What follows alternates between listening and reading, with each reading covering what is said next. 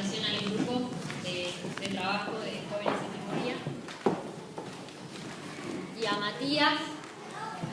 Moreno.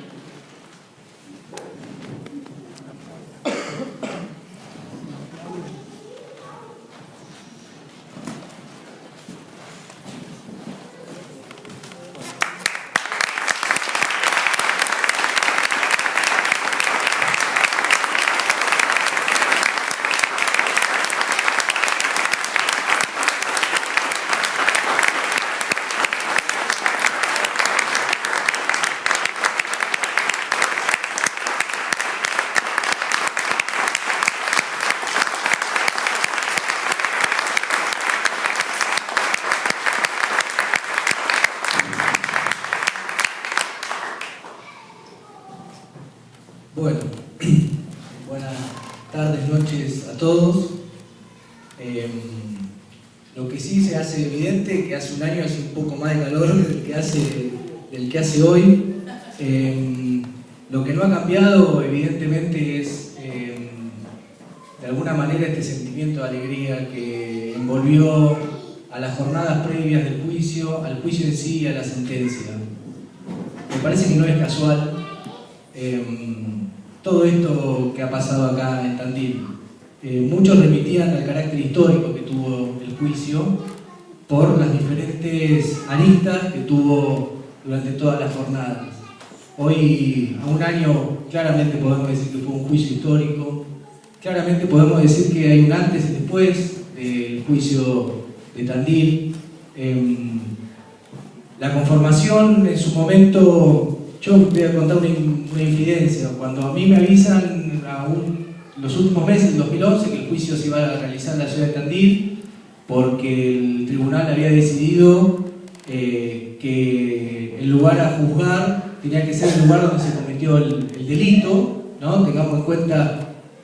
hay que empezar a usar varios términos en función de que estamos juzgando delitos penales, que por suerte estamos jugando delitos penales con tribunales nuestros, no hay tribunales de afuera, ni estamos juzgando los crímenes que se cometieron en este país en otro lugar, pero lo estamos juzgando como delitos penales,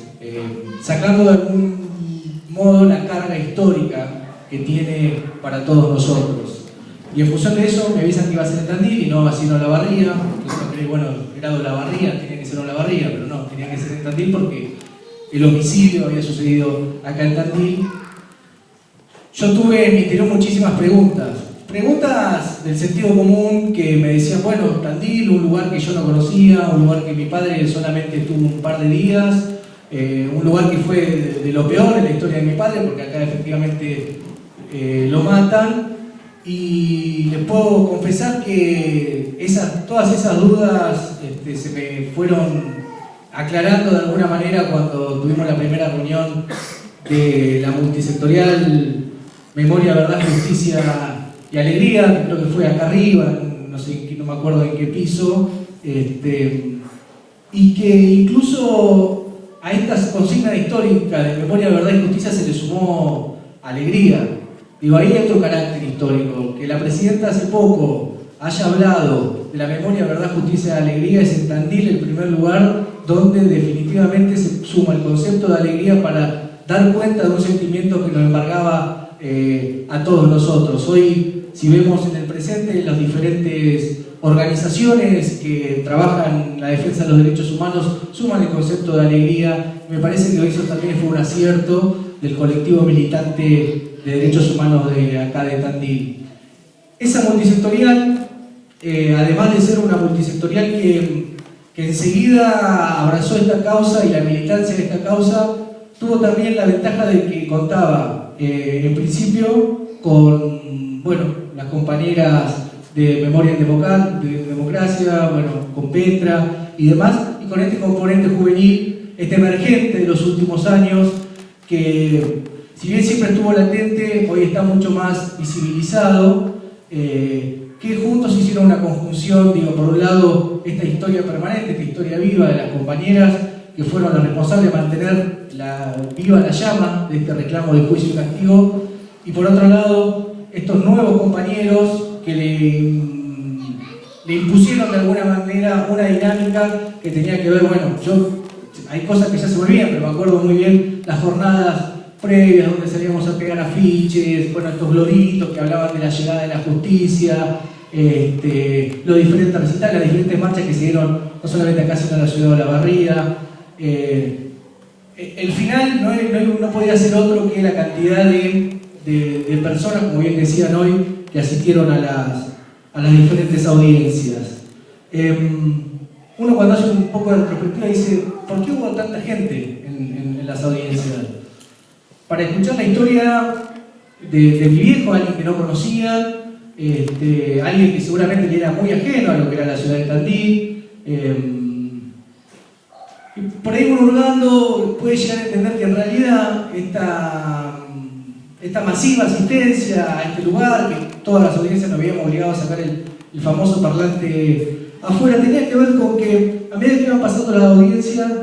creo que iban conociendo a mi padre, iban sintiendo una empatía con mi padre, pero por sobre todo sentían una empatía con la generación a la cual perteneció mi padre. Me parece que lo que nos permite estos juicios, más allá de traer un poco de paz, algunos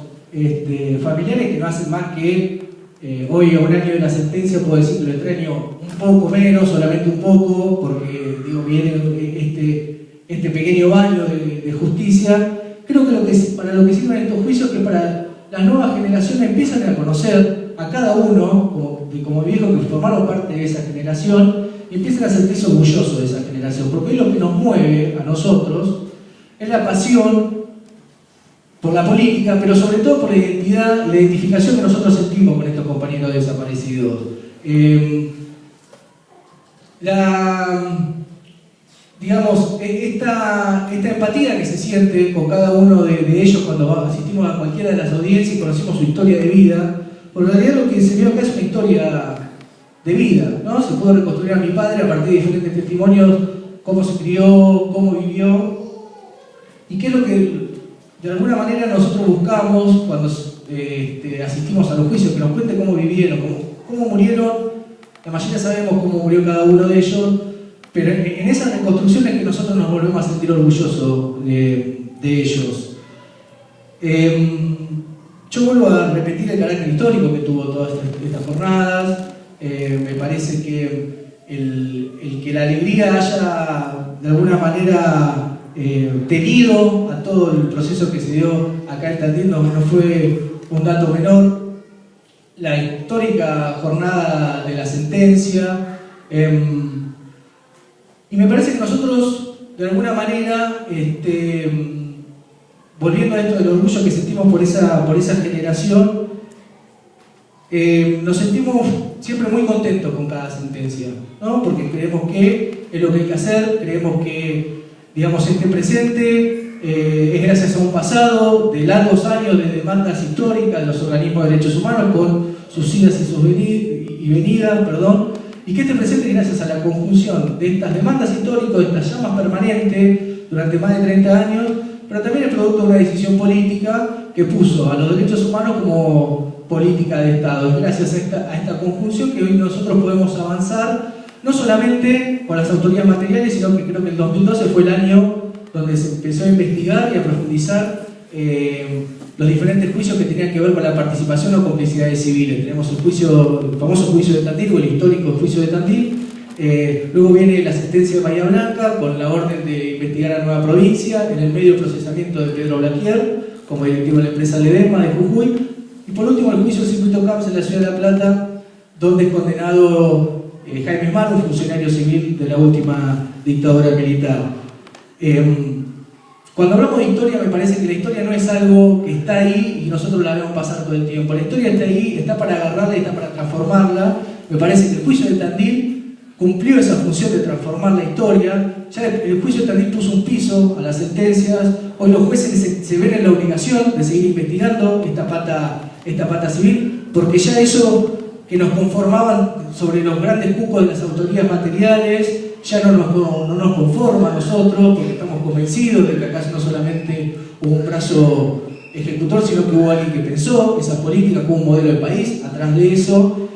Y como estamos convencidos que hubo un modelo de país y que a mi viejo y a toda esa generación se la llevan por combatir ese modelo de país que solamente tuvo en cuenta un tercio de la población,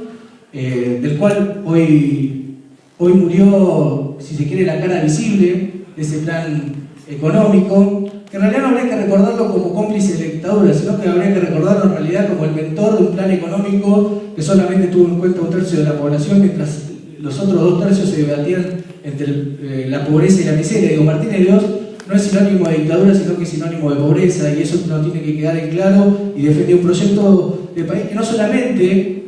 murió en el año 83, sino que siguió hasta el año 2003. El mismo modelo económico fue el que a nosotros nos impulsó a ser los protagonistas de diciembre del 2001. Murió impune, murió con prisión domiciliaria. También es necesario renovar el pedido y la demanda de mayor compromiso de algunos agentes de justicia con los procesos que tienen que ver con delitos de lesa humanidad. La decisión política está, el acompañamiento masivo de la población está, falta que los jueces o los encargados de impartir justicia asuman este cambio de época y que le den celeridad a un montón de procesos que ya es necesario que se terminen para empezar a proyectar un futuro. Nosotros estamos recordando el pasado para vivir este presente, pero también para proyectar un futuro.